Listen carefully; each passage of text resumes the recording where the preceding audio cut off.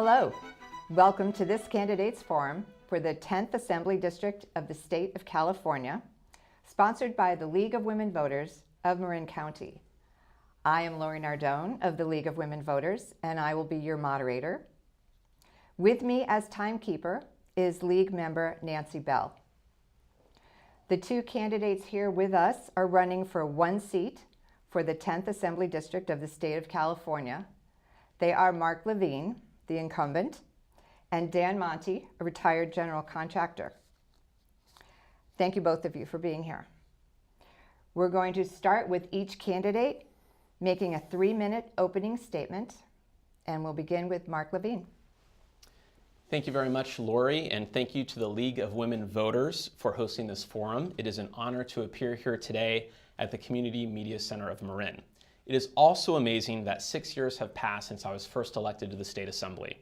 I was an underdog, promising to represent the North Bay rather than have Sacramento special interests choose our destiny back in 2012. It's gone by fast, but I'm proud to announce I've authored 68 laws with 3 remaining on the governor's desk for his signature, more than any colleague elected in 2012. I've addressed the environment and climate change, education, gun violence prevention, mental health, health care, sexual harassment, fire recovery, insurance reform, immigration, the drought, transportation infrastructure, good governance, pensions, small business and the local economy, civil rights, creating a rainy day fund for the state budget, and veterans issues. This is not an all-inclusive list. It only just feels like it. Without the amazing constituents of Sonoma and Marin, I wouldn't be in office. I wouldn't have been propelled to Sacramento to be an independent voice for ending gun violence, raising wages, protecting Mother Earth, and creating just laws for all of the people of California without your support. It still feels that moment, still feels just like that moment 6 years ago when I was first elected. And while representing you in Sacramento, I have championed a thoughtful approach to governing, that people and solutions matter, that special interests should take a back seat, that we should have a long view inspired by creativity to conquer intractable problems. Your support reflects our shared commitment to creating jobs, investing in our schools and universities, promoting clean energy, protecting public health, and standing up to special interests. My approach has been recognized. I've been honored to be named legislator or champion by a number of organizations, including the Vietnam Veterans of America California chapter, the National Alliance for Mental Illness, the California State Student Association, Americans for Safe Access, and the California Clean Money Campaign. In contrast, I was named a tyrant by the National Rifle Association for my legislation on gun control. I am also proud to be the standard bearer for the California Democratic Party, the California Nurses Association, the California Professional Firefighters, the California Labor Federation, and the Sierra Club. I'm proud of those endorsements. Thank you for your support. Thank you very much for considering me for your vote for another 2-year term. I'm grateful to have you as a partner. Together, we're making progress for all Californians and lighting a beacon of hope for all. Thank you. Dan Monte, your opening statement. Thank you. Thank you so much for this opportunity to share my goals with you. And thanks to Marc and the League for holding this one and only forum for this race where the public can see, the voters can see us together. Our assembly is the governing body for 1 in 8 Americans. That's how large California is. And our economy is even greater than that. We're 1/5 of the world's, we're the 5th largest economy on the face of the earth. I was asked to run because of my 50-year track record as a social justice activist and an environmental activist, to engage the community, to build consensus, and to get things done. I was asked to run because Sacramento's agenda has not prioritized the needs of working people, of middle-class families, nor of our environment. I was asked to run because Sacramento has instead prioritized the agenda of their corporate donors. I am the only candidate who has pledged not to take corporate cash. I am the only candidate willing to stand up to special interests with a vision and a means to make change a reality and not just a campaign promise. Our campaign is entirely focused on engaging voters, listening to their needs, and strengthening the democratic process. And the voters are responding to the efforts of our 150 volunteers that are working on our campaign. And they are telling us that now is the time for the Assembly to pass the guaranteed health care bill that our state Senate passed 15 months ago, because the administration in Washington, Donald Trump, is threatening to take away health care from all of people in this country. So our Senate acted. The voters are saying now is the time to address the runaway cost of our housing and to fully and fairly fund our public educational system, focusing on every student's success.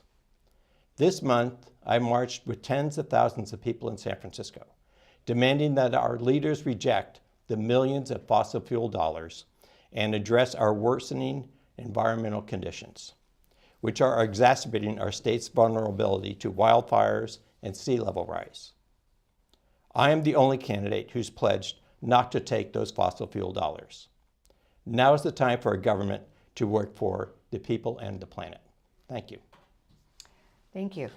Got some questions that will allow you both to expand on that. So now for the questions. The candidates will each have 2 minutes to answer. To be fair, I will rotate the order in which they respond to the questions. So we'll begin with Dan Monte for the first question. You covered this a little bit. What do you see as the most crucial issues facing the state in the next 4 years? Well, our state and the world and our nation are imperiled by what's happening to our climate. We see that these fires are consuming us. We have 1,100 miles of coastline. We're very vulnerable to sea level rise. And there are other issues like that are important. To me, the most pressing issue is to make our government work for the people of this state, to address our human needs, affordable housing, healthcare, getting kids in school. As a working father, my wife and I kind of changed gender roles a little bit. She went and earned the big bucks, and I took care of the kids after school, cooked all their dinners. And what my concerns are as a home remodeler was making sure that there was a house they had that we could live in and was secure and comfortable and safe, making sure that they had health care and education. And that's what the voters are telling me on the campaign trail. That's what they're really concerned about. And in order to get that done, we have to make a change to the way we finance our government, because running campaigns based on how much money you collect from the fossil fuel industry or the charter school industry, or maybe it's the healthcare industry or the pharmaceuticals, I mean, that really affects what legislation comes out of Sacramento. So thank you. Thank you. Marc? Yeah, thank you so much, Lori. Climate change is the existential issue of our time and threatens our quality of life. Currently, it's impacting us today and well into the future. I've authored as well as co-authored and supported legislation to decarbonize our atmosphere. We took a huge leap this year with SB 100 that I co-authored to move California to a carbon neutral energy grid by 2045. I think that we can beat that number. But I also authored and have helped fund up to nearly $40 million at this date, a Healthy Soils Initiative, which by layering rangelands with essentially just a 1/4 inch of compost, we can sequester carbon from our atmosphere and in fact protect our environment in addition to slowing down the carbon that we are also releasing until we get to that 2045 goal.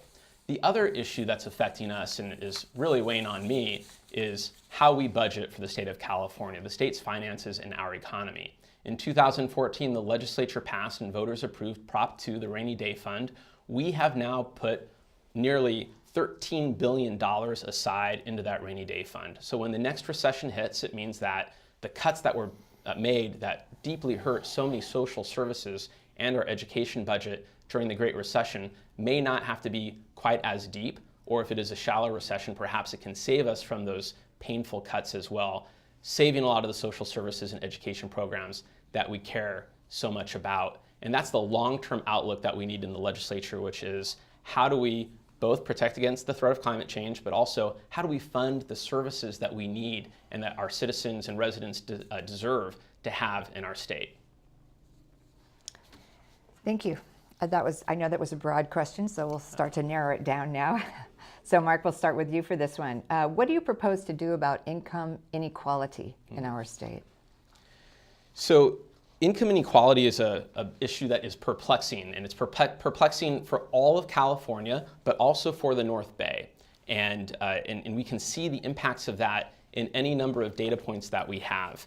But we've worked on this in the legislature. For example, in 2015, California passed, and I supported, our first earned income tax credit. And in 2017, we voted to expand it. This keeps more than 800,000 Californians out of poverty and from slipping into poverty. And in addition to that, I've also voted to increase the minimum wage not once, but twice in the time that I've been in the legislature. We are on track to having California's minimum wage meet $15 in just a couple of years. And this would never have happened without the political will to address income inequality. This year, I also introduced a controversial bill that was put on the California Chamber of Commerce's job killer list. This bill, AB 1902, would have set a new minimum wage for subcontracted labor, essentially the janitors, the security guards, the bus drivers that help everyone get to the six-figure jobs that people are working at. That if, for example, Apple, they want to pay engineers, they don't want to pay janitors. This bill would have lifted up janitors' pay. It would have taken their pay and matched it to where the job was to housing costs. This is, again, very controversial. The California Chamber of Commerce saw it as a threat to the biggest corporation's bottom line. And unfortunately, it wasn't successful this year, but it began a conversation. About how we pay people with dignity for the work that they do. And it's a conversation that I will be continuing with my colleagues in the legislature. Dan, income inequality, what do you propose to do about it? Well, that is absolutely a crucial issue.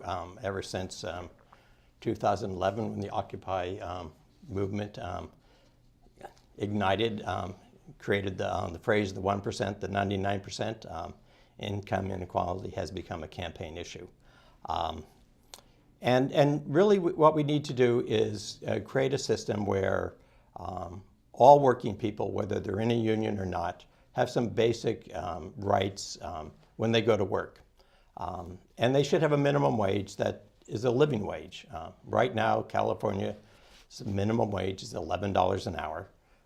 And we know that that doesn't cut it here in Marin or in Sonoma, nor I think anywhere in California. And it will get to $15 an hour sometime in 2023. That's too far away. We need to do that, move that up much sooner. The other end of that spectrum is like making life affordable.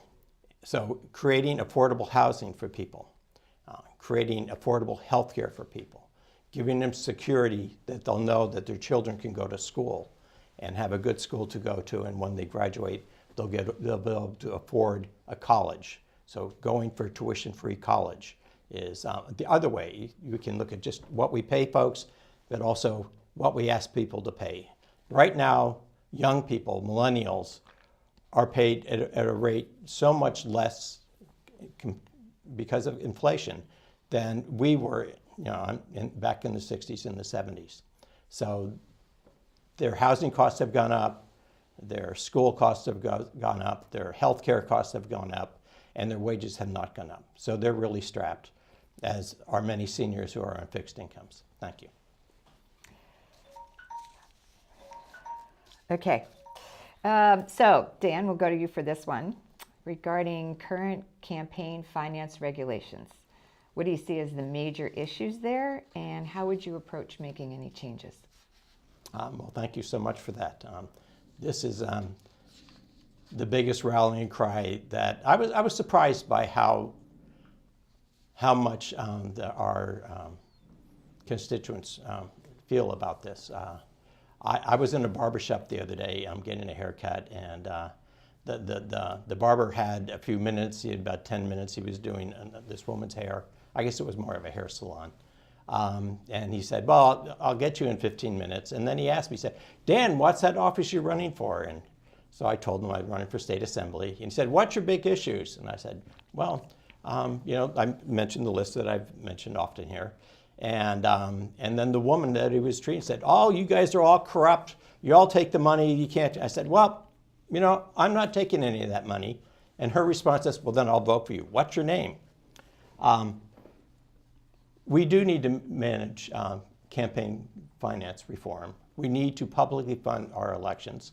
And really, that's not going to happen until we find the candidates who are running without that campaign cash.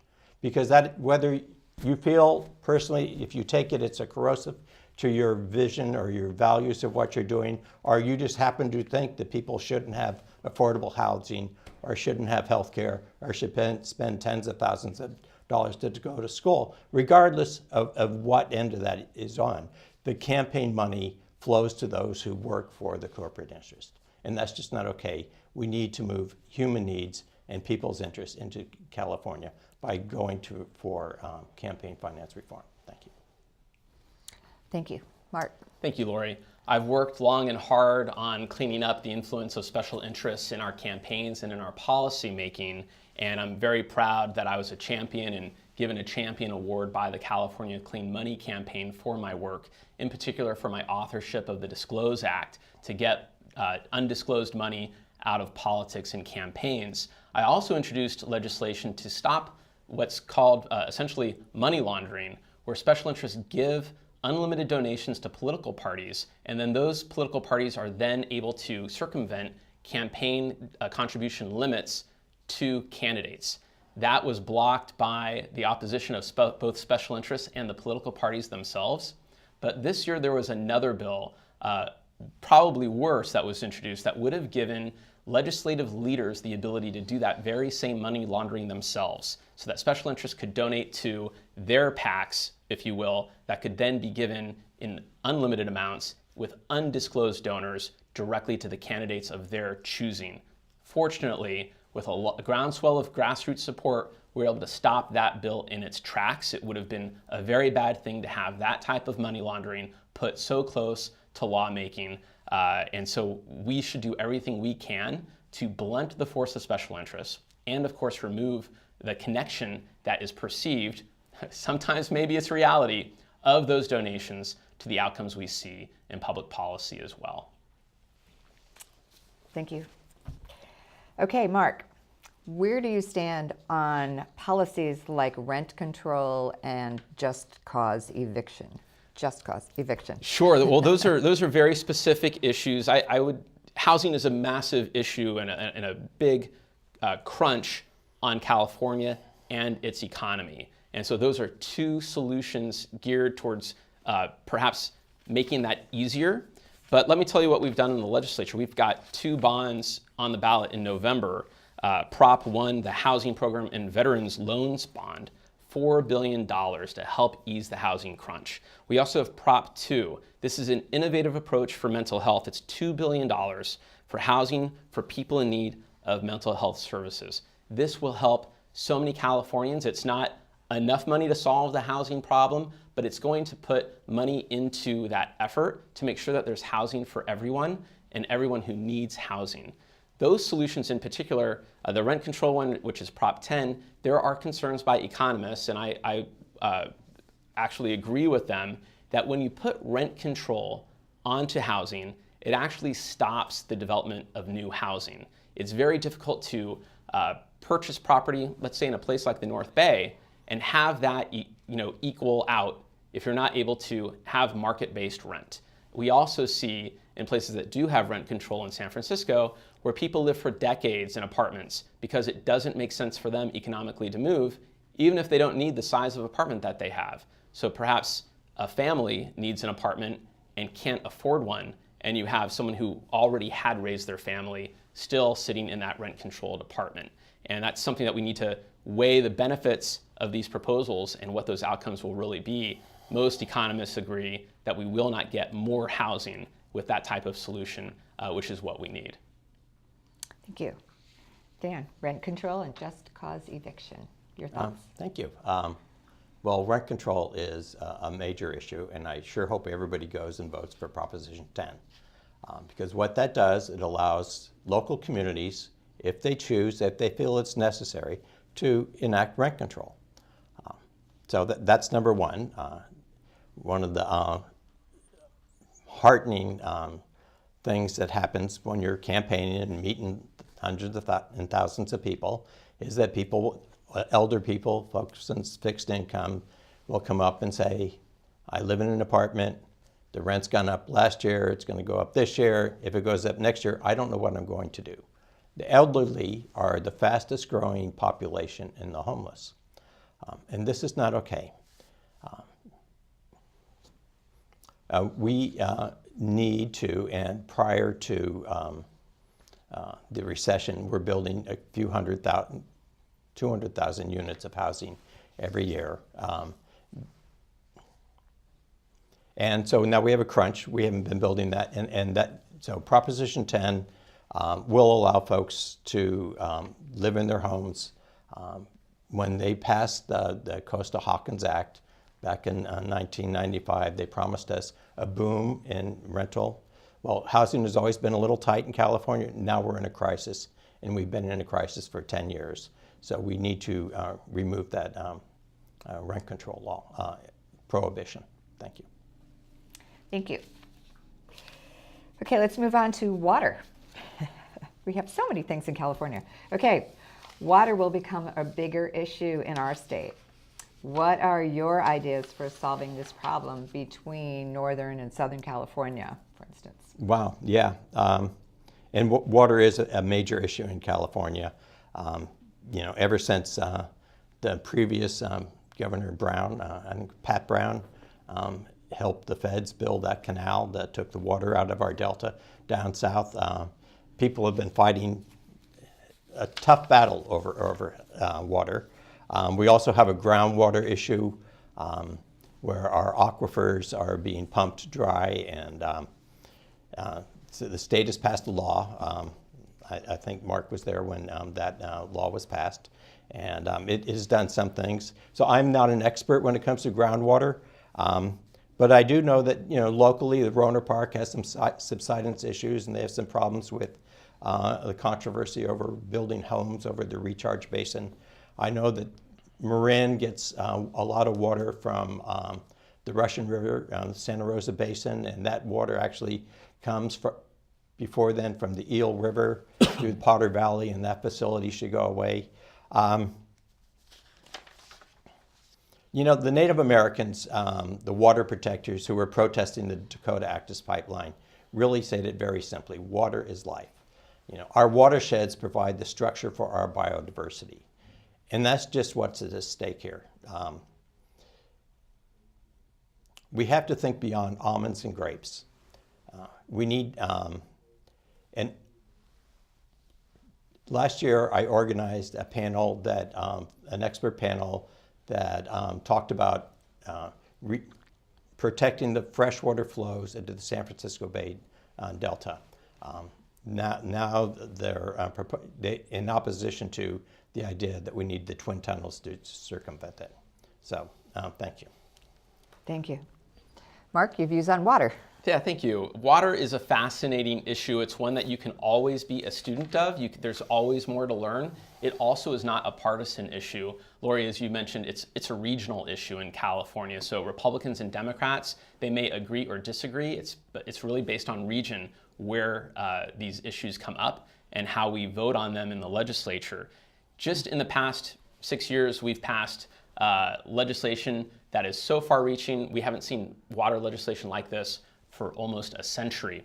We passed Prop 1 in 2014, which was a $7.5 billion water bond, and just this past spring, we passed Prop 68, which was another parks and water bond that we are going to be finally investing in our watershed, as well as groundwater management. That was back in 2014 that we passed what is known as the Sustainable Groundwater Management Act. California was the last state essentially to manage its groundwater. We had significant subsidence throughout the Central Valley because we were relying on that groundwater during the drought. We were finally able to get the political will while I was in the legislature to manage that. And I think we've seen some really good outcomes of communities organizing around that ever since that bill. I've also authored legislation for boosting the use of recycled water for livestock as well as for agriculture. And one of my favorite bills was a bill I did with the 4th grade of Manor School in Fairfax, where we passed legislation that created a standard for drought-tolerant landscaping on all state lands. I actually invited the 4th grade up to the legislature to testify before my colleagues on the importance of this bill. It was a great lesson for the students, but it was also amazingly influential for me with my colleagues to have those 4th graders with me. I didn't think any of them wanted to vote no on a bill done and authored in partnership with those students. Thank you. Okay, so another hot topic in our lovely state. Marc, what are your views on immigration and sanctuary cities? Thank you for that question. Immigration is an issue that I've long worked on, and prior to the election of President Trump, which was a very dark day for castigating the stranger or the other in our communities, but to many of us are our neighbors and our friends and fellow classmates of our children in school. Back in 2015, prior to the administration, I authored 2 pieces of law that protect immigrant children. This was one that stopped the federal government from being able to reach out into the law enforcement system to get the personally identifiable information of these children. The other was one that allowed children who turned 18 but were fleeing abuse, abandonment, or neglect to have a special guardian that must be recognized by the federal government so that they would not be deported simply because, even though they left that abuse, abandonment, and neglect prior to 18, that they happened to have had a birthday. We've protected thousands of children across California, including, by the Canal Alliance's estimate, already 50 just here in Marin. I also authored this year a bill that extends the special guardianship law so that nonprofits can have greater powers to protect those children. We've seen the awful incidences of the federal government tearing children apart from their families, from their mothers and fathers. And this is a way to make sure that they're protected, that they have legal support, and can remain here in California. I also was a co-author of SB 54, known as the California Values Act, which is by far the strongest sanctuary state law in the United States. And I've continued to speak out by authoring resolutions in the legislature against Muslim immigration bans and against building a wall along the border with Mexico. I'm a very adamant and strong supporter of our immigrants. Thank you. Dan, immigration and sanctuary cities, what are your Yeah, Marc, I thanked you before for your support for SB 54. It was a great bill, and I support it. It also has a few loopholes. It allows individual sheriffs to decide that they can publicly notify or post those folks who have undocumented status that are in their jails when they can be released. And instead of directly informing ICE that they have somebody in custody, ICE can go and look at those public documents and pick people up. So I've videotaped, I've watched personally how ICE drives up to the back of the Marin jail and puts people in their van and takes them away. Sometimes later to be released and sometimes to be sent off to the deportation center. After the election in 2016, in December, a group of people got together and this happened all across the country, indivisible type groups, groups that are standing up, how do we resist what's going on? And we broke up into a number of different committees, focusing on healthcare because we knew that was going to be under attack, and focusing on protecting immigrants. And I've put a lot of energy into joining with the people from the Canal Welcome Center and other activists. And we helped set up in Marin, and we funded and trained rapid response people to answer the phones, so that when ICE does come knocking on the door, there are legal observers like myself who will come to the event and make sure that if ICE is acting like the thugs they can be, that at least it's videotaped, it's recorded, and there's witnesses to protect the folks who are being taken. And that gives them certain extra rights if and when it gets to court. Thank you. Okay, let's switch over to healthcare. Dan, what strategies do you think California should pursue as required coverage and federal funding for ACA is withdrawn? Yeah, well, as I just briefly mentioned, ACA, the Obamacare, the Affordable Care Act, has been threatened by Donald Trump. And he's doing a pretty good job of making it less functioning. The solution to our health care issue is a single-payer bill. And that's what our Senate passed. They introduced a bill 3 months after the 2016 election, and they passed it a few months later in June of 2017. It was apparent then that the Assembly was not going to address the bill. They sent it to the Rules Committee in a lockbox and said, do not open until some other date when everybody, it's too late for it to be revived. So this bill was killed without a single committee hearing. Barbara Lee was here in Marin a few months ago, and she said that we should do everything in California to remove the roadblocks for passing a single-payer bill because California needs to lead the way. Ban Ki-moon, the UN past UN president, just was interviewed by The Guardian, and he said, you know, in the United States, New York or California, they need to lead the way for single payer because the system we have is inhumane and it's immoral. California is the 5th largest economy on the face of the earth. Our population is greater than Canada. Canada instituted their single payer bill state by state. We can do the same, and we should. Thank you. Thank you. Marc. Healthcare is a human right. I've been an advocate for universal access to healthcare and coverage during my time in the legislature. I also authored what was then the largest tax on managed care organizations to expand Medi-Cal in the state of California. And I think what's an interesting and surprising data point for many is that 1/3 of all Californians are on Medi-Cal, nearly half of all California children.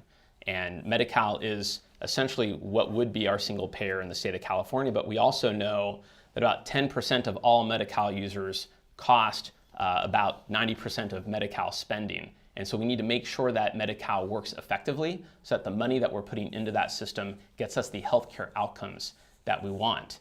In the legislature, I've worked very closely with the sponsors of the legislation that Dan had mentioned, the California Nurses Association, which has endorsed me, and we have worked in the Assembly and with the Senate in partnership to put into the budget that we passed in June a committee that will work on what the roadblocks are and what the milestone markers must be to make sure that we can get to complete universal coverage.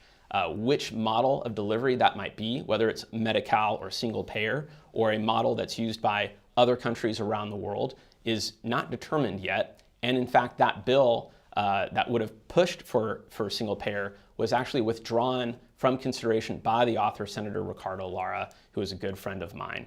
This is something that we care passionately about, not just me, but my colleagues in the legislature. We all have friends, family members who suffer from illness, and there should never be an obstacle for them to get the health care that they need. Thank you. Okay, let's talk about the environment. I heard both of you mention that in your opening remarks. So, climate change has been widely documented by scientists, where they've cited the contributing role of fossil fuels and the critical need to change the sources from which we get energy. Part of my question was, do you agree with these findings? And I'm thinking what I've heard you both do. So if so, what are your thoughts on new ways to engage our communities to effectively reduce our dependency on fossil fuels? And we'll start with you. Well, I definitely am an advocate for science and believing the proof that science shows us about climate change. And I am enormously proud about some of the initiatives that we've begun just here in the North Bay that have been adopted, not just in California or nationally, but internationally.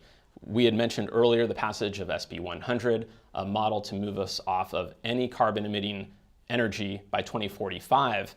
And we've taken many steps to get there, including I was very proud to be one of the lead authors on the Golden Gate, the Greenhouse Gas Reduction Fund, the cap and trade system that we have in California. Essentially, the closest thing that we have to a tax on carbon, which is getting us to reducing the carbon that we are emitting in the environment back to only a percentage, a fraction of what our 1990 levels were. So we're getting in the right direction. But the Healthy Soils Initiative that I mentioned is something that we can do to go carbon negative, not just carbon neutral, to actually suck carbon out of the atmosphere and sequester it into the ground.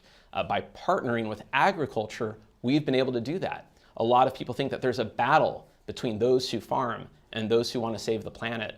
But farmers are also stewards of the earth. And we can actually partner with them to make their land more productive, more drought tolerant, and also help us to go carbon negative.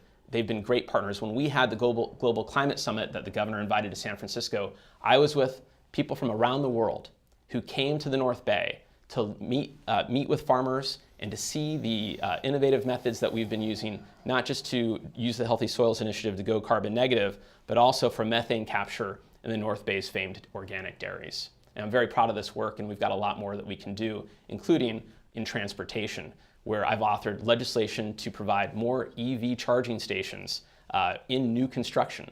Before that, people could build without any EV charging stations. We changed that to make sure that we can mode shift away from the internal combustion engine. Thank you. Okay.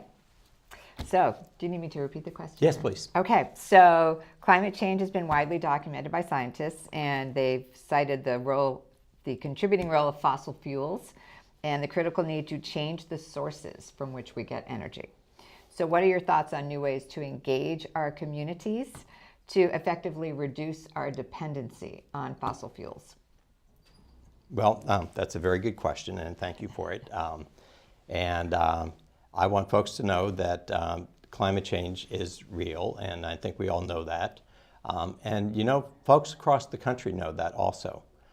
We have this myth on the West Coast, or sometimes just on the East Coast, that the people in the middle of this country aren't aware that human-caused climate change is occurring. So to find out, I hopped on a bicycle a couple of years ago and rode across the country for peace and environmental justice. And I talked to people, as you can do when you're traveling across the country on a very slow method like that. On a daily basis, you get to stop 3 or 4 times and meet people in their communities. And you know, folks in St. Louis, folks in Altamont, Missouri, folks in Dayton, Ohio, they all know that we are causing the change to their climate. Many of those folks are farmers, and they know that it's happening. What they don't know is they don't know how to address the issue. What they don't know is they're constrained by their inability to meet their basic needs. 7 years after the Great Recession, folks are still struggling for housing, for health care, for how they're going to get their kids through college so they can have a better life. So those are the primary drivers of them.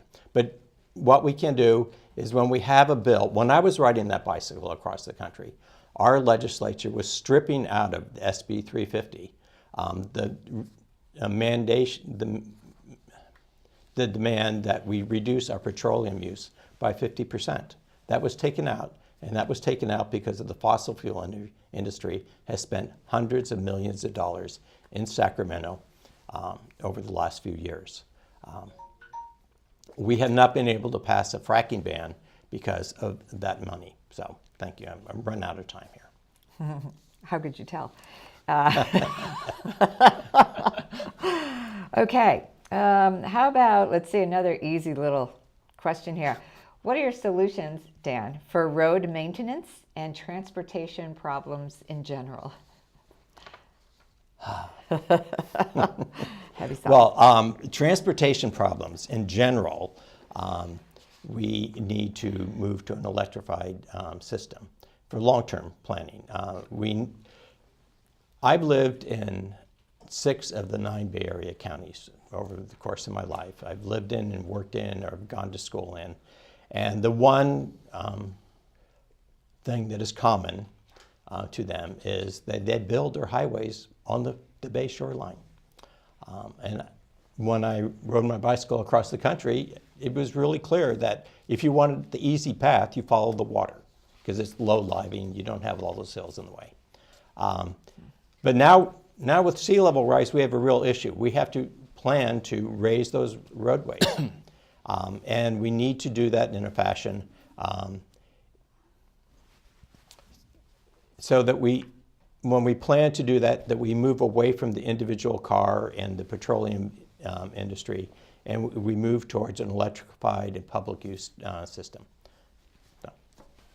Thank you. Dan? Sure. Transportation is a big challenge for the state of California, as well as maintaining our roads and infrastructure. I'm a Democrat, and that does sometimes mean I vote for taxes, and SB 1 is one of them. That's essentially the gas tax that had not been changed for 25 years. This is something that will bring $52 billion in the coming decade for our crumbling infrastructure, just to maintain the backlog of work that we have to do, also for climate hardening that we care so much about and that Dan had mentioned a little bit about, and also for mass transit, something that we need to invest in to get people out of internal combustion engine driven cars. There is a proposition, Prop 6, on the ballot in November that would repeal the gas tax. That would be a big mistake. The gas tax, even as it is 12 cents in addition to where we are today, only gets us to where we were 25 years ago. So it's an important investment that I think will be very good for our economy and for the goals that we have. I mentioned the bill I had that brings EV charging infrastructure into new construction. And also many of us know about the 3rd lane on the bottom deck of the Richmond Bridge. I think we'll get a 3rd lane on the top deck next year as well. And so we've got a lot that we can do to help out with this community, in addition to so much investment that we will also be able to bring because of local taxes that our counties and cities have passed for our potholes, but also for widening 101 through Sonoma County, and the SMART train that will also help people get off of 101 as our communities grow and look to get out of traffic and look for our quality of life rather than putting another car on the road. Thank you. Okay, for our last question, we'll go to you, Marc. How will you work with other legislators if you disagree with their politics? Yeah, it's this is one of those questions that I enjoy speaking about with schools when they visit. And I talk with the children about what happens when, with their siblings or with their friends, they want to play a board game and they can't agree on which board game they're going to play. Or it's movie night and they're trying to pick a movie out that they want to see and they can't figure out which is the one that they want to see. Someone's is more important than someone else's. And I talk to them about the importance of compromise. That sometimes it's not important to get 100% of what you want, and you don't lose just because someone else gets some of what they want. It's okay for everyone to see a little bit of something that they like in some of the solutions that we have in the legislature. It's challenging. Sometimes we're let down. Sometimes it's disappointing.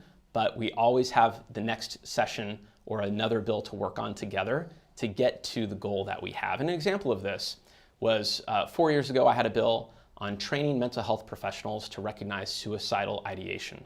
That bill was opposed by the licensing boards. It was also opposed by the associations of the mental health professionals, but I convinced enough lawmakers to pass that bill. It made it to the governor's desk. and Governor Brown vetoed that bill. And we know that we have rising rates of suicide here in California across the country. 2 years later, the licensing board that licensed psychologists came to me and said, Mark, we think you're right. We looked at the education that our psychologists have, and we don't think it's enough. Can you please do your bill again? We will support that bill. We got that bill through the legislature. It was arduous yet again to hear the parents who have lost their children to death by suicide was painful. We got that bill to the governor signed it. This year, the board that licenses behavioral therapists came to me again and said, Mark, we were left out of the bill that you did. We were successful in vetoing the original bill that you did. Could you please introduce a bill for us? And this year, the governor signed that bill, and hopefully will bring down rates of suicide. Great. Dan, how will you work with other legislators if you disagree with their politics? I have many years of experience of working with large groups of people that don't always have the same views. Never has the conflict led to a situation where we decided to kill each other or commit suicide. However, it's important that you try to find common ground, find what people are why they came to the table in the first place, what is driving them, and then find a way to bond with that. I will be going to Sacramento with a number of human needs that have just not been addressed in California for quite some time, and that need to be addressed. And so I will be focusing on other legislators who, in a broad way, have gotten there through campaign contributions from special interests that are preventing California from moving forward. I am one of 11 candidates for a state assembly who were so upset that special interests killed the health care bill, who are now running for assembly without, we've all pledged not to take corporate cash, and we've all said that we want to pass that health care bill. So we will work cooperatively, establish collaboration, and when we need to, we will stand firm on our values. Thank you. Thank you. Thank you to both of you. That concludes our questions. So before the candidates make their closing statements, here's some useful information about the upcoming election. Election day is Tuesday, November 6th. If you wish to register to vote, or if you've moved since the last time you voted and need to re-register, you may register at any time online or mail in your change as long as it's postmarked by October 22nd, 2018. Vote by mail requests must be received no later than October 30th. If you go to the League of Women Voters Voters Edge website at votersedge.org/ca, that's votersedge.org/ca, and enter your street address and zip code, you'll be able to see your own ballot with links to the candidates, the issues, the ballot measures, and information about the voting process itself. So now the candidates will make a 2-minute closing statement, and we will start with Dan Monte. Thank you. And thank you, Mark, for participating in this. And I want to tell you all that, and thank you for listening for an hour here. It's appreciative that people get engaged in our democratic process. That is the essence of what my campaign is about. And I'm here to let you know you have a choice this November. You can choose to continue with the special interest, corporately funded government that we now have, or you can choose to bring into our state government community organization initiatives that you and I and all of us really have been working on for decades. The choice is yours. This is the contest. This is really what this contest is about. It's trusting the folks you send up there that they can do your bidding, and you'll know that by who is sending them there. I have been asked to run for this office because people know that I will work tirelessly for their needs and for the needs of the working people, the middle class, and for our environment. Please vote for the people and the planet first. Thank you. Thank you.